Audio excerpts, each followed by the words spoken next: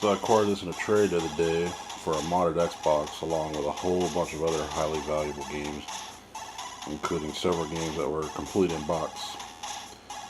And as you can tell, this has the age-old Game Boy problem.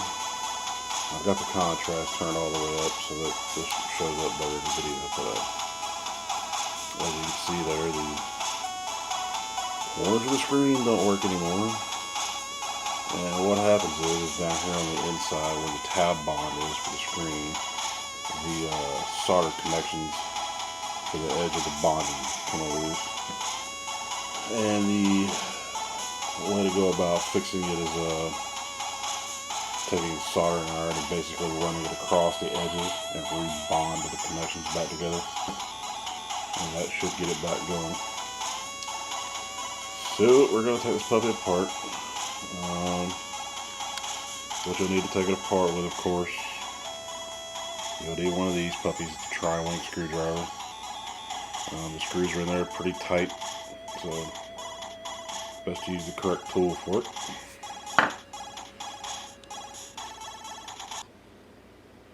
Alright, so here's the inside. This is the back side, the battery compartment, your headphone jack and all that, charging circuit and stuff.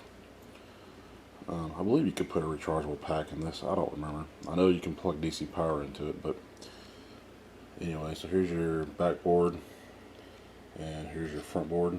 Screens behind here. There's your speaker jack, or your speaker, I should say. We got to take a whole bunch of little Phillips head screws out.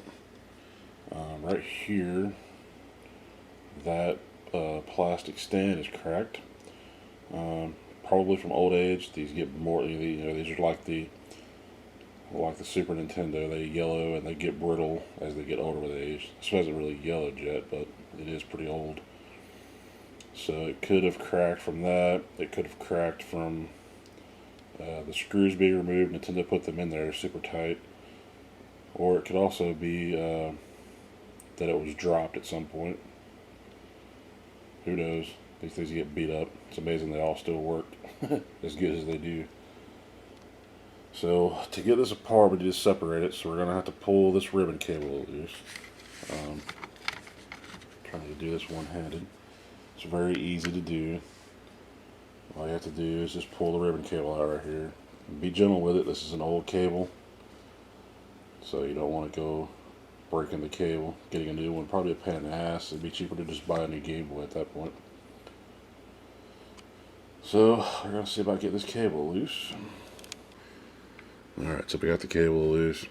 Real easy. Took me like 10 seconds. You just grab it with both fingers on each side and just gently rock it out of the socket and it'll come right out.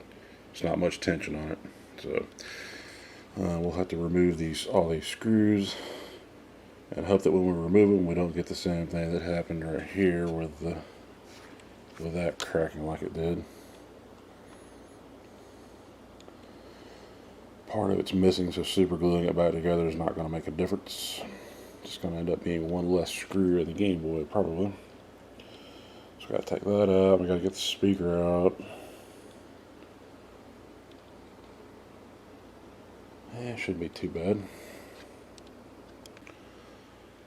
Alright, so we got the screen and the speaker out. I just took it out as one unit. When you get all the screws out, and there's a crap load of them to remove, you got all these to get the board out. And they don't build shit that way no more. Nowhere near that many screws in a modern system like a Game Boy Advance or a 3DS or something like that. Anyway, when you go to pull this board out, you're going to meet some resistance because they glued it around the edges here. So just gently rock it from back here on the back and rock it from the front, and eventually it'll pop loose and let go. So what happens is, and I'll try and get some video of it, right here is your tab bonds. This is what sends the signal up into the LCD panel itself. What happens is the tab bonds on the corners right here, where they connect to the screen, they eventually basically break apart over time. So what we want to do is we got to take this piece of rubber material here off and get a soldering iron, heat it up, and I want to do it with a 15-watt iron. There's no way I'm going to take a really super hot iron to this cable. I don't want to melt it. We'll run it across there a little bit and see if we can melt these edges back together. And that should get us a good working screen. Certainly one thing you want to do, since you've got it tore this far down, go ahead and pull your controls out. Pretty straightforward. See how nasty that is? That's years of grody-ness. So I'll take all those out, take those out, start and select. Probably not too bad a shape. Take those out, and take all your buttons out.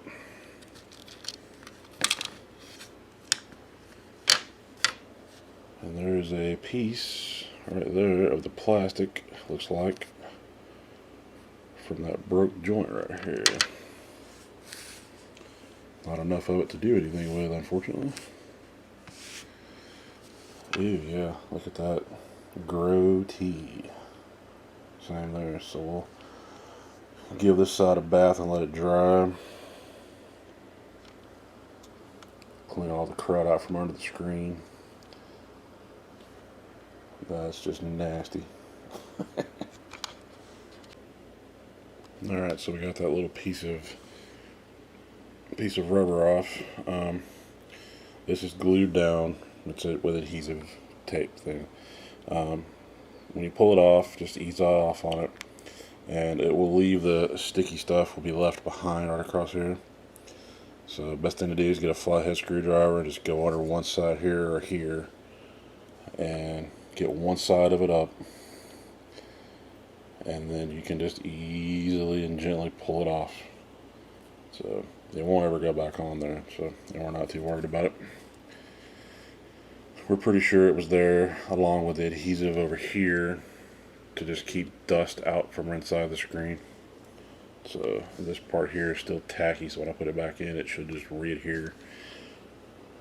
So now I got to get the soldering iron out and get it warmed up and see if we can bond this screen back together. Alright, so here you go, you can see I've got it on. And we got RoboCop running in it. Turn the contrast up, but as you can see, I can get the angle right here. Notice as when I press on the bonding here that the lines turn on and off. Over here is quite a bit worse. It's going to probably need more attention, but as you can see, as I rock my fingers across there, so like I say, this happens to all of them when they get older. Basically, we just need to remelt the tab bonds. So we'll get the iron out and see what we can do with it. I may not be able to get video of the iron, we'll see. Alright, so as you can see, we went ahead and melted this side. So we've already got this side of the screen working. So what we do now is work on this side. I'm going to try my best to do this. It may be a little shaky. But basically just take your iron,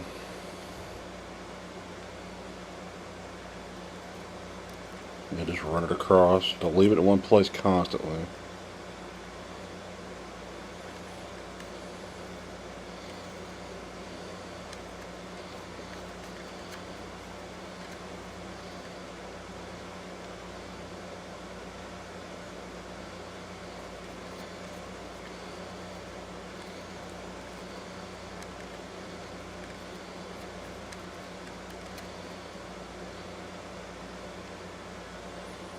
Kind of ease it off a little bit and let everything cure.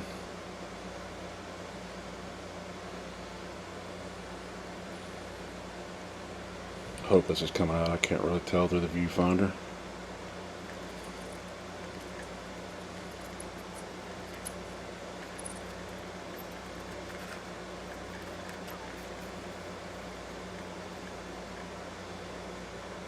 As you can tell, as we go, more and more lines reappear.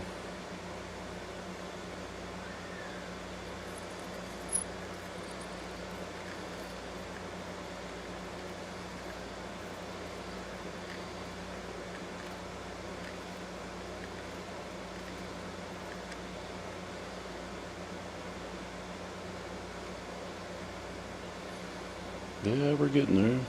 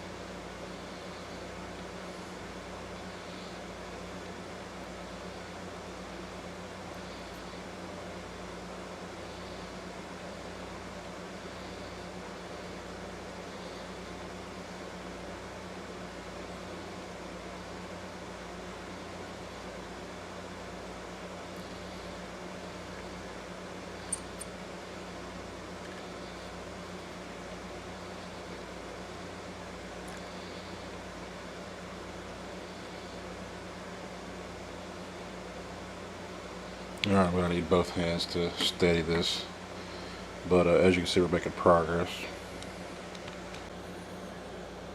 Alright, I think we got it. Had to go back over it a couple more times. Just kind of leave a little heat. You can probably see where it was. I was dragging it across to remelt. Don't leave it in one space for very long. Even with a 15-watt iron, you do run the risk of melting this cable. But it's like we can touch everything now, and nothing flickers. That's about what we want. So let's put a game in it and see what it does.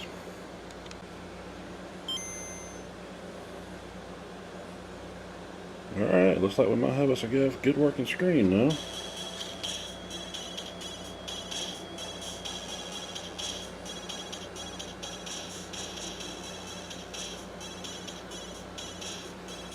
Looks like everybody's there and accounted for.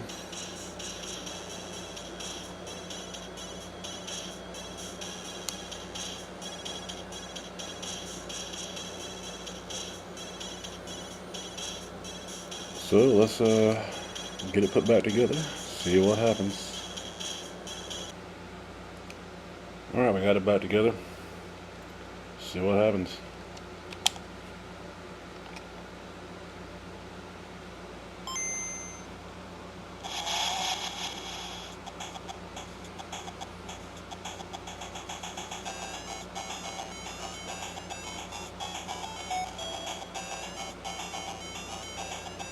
Looks like we got ourselves a good working Game Boy again.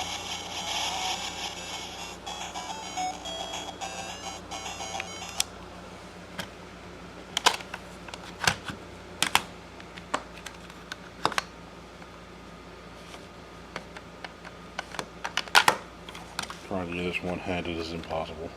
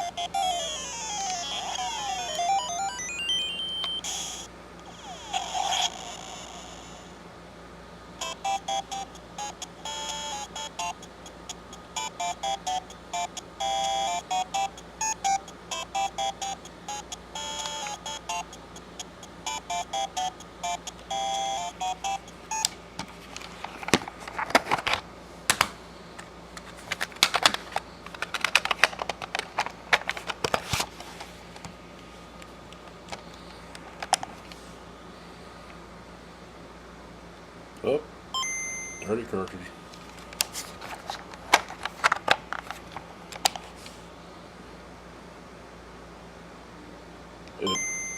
Well, that cartridge needs to be cleaned. But anyway, as you can tell, we have ourselves a working Game Boy again.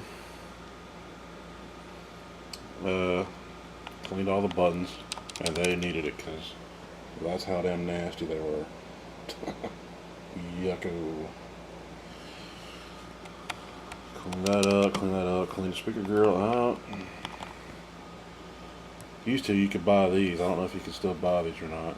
You could take them out and put new ones in, but there we go. Another Game Boy restored. The one problem I got with it now is how the hell to get that off. That is fingernail polish, I do believe. And I know whose initials they are, but I'm not going to say. Anyways, another one saved from the parts bin, or the landfill for that matter.